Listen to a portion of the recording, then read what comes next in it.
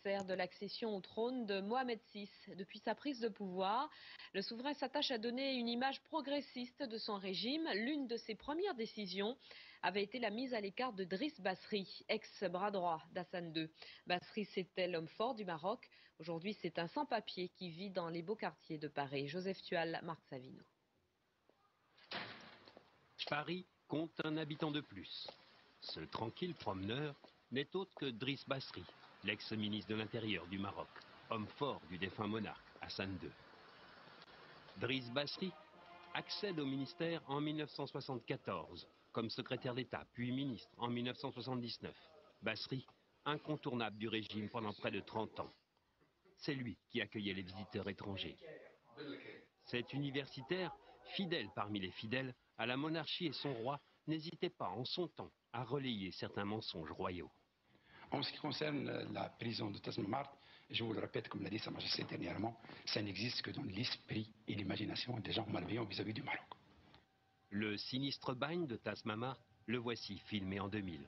J'étais de bonne foi, je ne savais pas, dit-il aujourd'hui. Accédant au trône en 1999, l'une des premières mesures du jeune souverain, Mohamed VI, sera de mettre fin aux fonctions de Driss Basri. L'homme cristallisait peut-être trop sur son nom la déplorable image du pays en matière de droits de l'homme. Aujourd'hui, retiré dans un quartier chic de la capitale française, Basri, 66 ans, travaille à ses mémoires. Ironie de l'histoire pour ce professeur de droit et ex-ministre de l'Intérieur, il est devenu un sans-papier. Son passeport est périmé et malgré ses demandes de renouvellement, le royaume chérifien ne l'entend plus. Driss Basri qui a accepté de recevoir notre équipe à son domicile parisien. Il donne sa version des faits concernant ses années passées au plus près du pouvoir marocain et répond aux accusations d'atteinte aux droits de l'homme. Écoutons-le. Vous ne tournez plus au Maroc, vous êtes un réfugié. Qu'est-ce qui se passe? On parle de vous dans la presse comme d'un sans-papier dans la presse marocaine. Oui, bien sûr. Écoutez, voilà ce que je vous disais. Vous avez très bien fait d'arriver à par cette transition. Les papiers, pour moi, et j'arrive aux papiers, moi, c'est une affaire qui me fait, d'ailleurs, sincèrement, qui me fait m'amuser. Cette affaire de papier. Pourquoi? Je voulais bien l'expliquer en long et en large. Je suis un vestige. Vous êtes un vestige? Oui, un monument vivant qui marche. Être ministre de l'Intérieur de Hassan II, mais quand même, vous savez très bien quel est le privilège et l'honneur. Le nom de Hassan II est plus qu'un passeport, plus qu'une carte de séjour. Eh ben, que demande un vieux serviteur, d'abord de la monarchie, de Hassan II, Mohamed VI. L'ambassadeur du Maroc dit que vous étiez en traitement de faveur, qu'il y avait quand même un traitement pour vous avec 2 poids 2 mesures. Vous étiez un peu privilégié. Je ne dirais pas, je ne suis sûr de rien. Mais en pratique diplomatique, il y a des attitudes à éviter.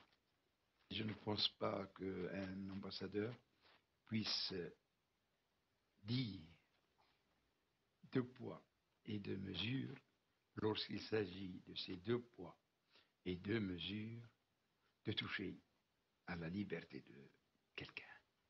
Et c'est là où réside l'insuffisance. Pas plus. Lorsque vous demandez aux gens de prendre, d'être sévère avec un homme sans papier, c'est-à-dire c'est de l'expulser. C'est ce qu'il veut dire. Et sous Mohamed VI, comment vous qualifieriez sa gestion du pays? Voilà, pour, disons, pouvoir juger, et il m'est difficile personnellement de juger l'action de mon souverain. La personne du roi est sacrée. Sa politique est respectée et elle est respectable. Mais, à mon sens, pour donner une certaine appréciation des choses, eh bien, Sa Majesté Mohamed VI a pratiqué, a suivi une politique de continuité. Totalement. La succession a été une succession parfaite, sans zèle, sans grain de sable. Et ça, c'est dû, bien entendu, aux institutions laissées par le roi. Ça, c'est le roi des frères Hassan II.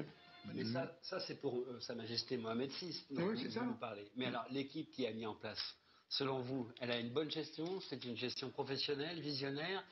Comment vous qualifierez vos successeurs, notamment au Oui, ministère de mais l'Intérieur? écoutez, chacun, Sa Majesté avait dit d'ailleurs, Hassan II, l'homme c'est le style.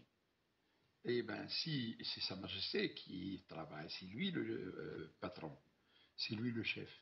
Alors, personne n'est en droit de lui conseiller ou de lui suggérer quels sont les hommes avec lesquels il doit travailler. Mais il faut seulement que ceux qui étaient des opposants hier et qui ne laissaient pas un seul instant au roi Hassan II pour respirer ou pour souffler, maintenant qu'ils sont au gouvernement, alors le danger, c'est leur silence.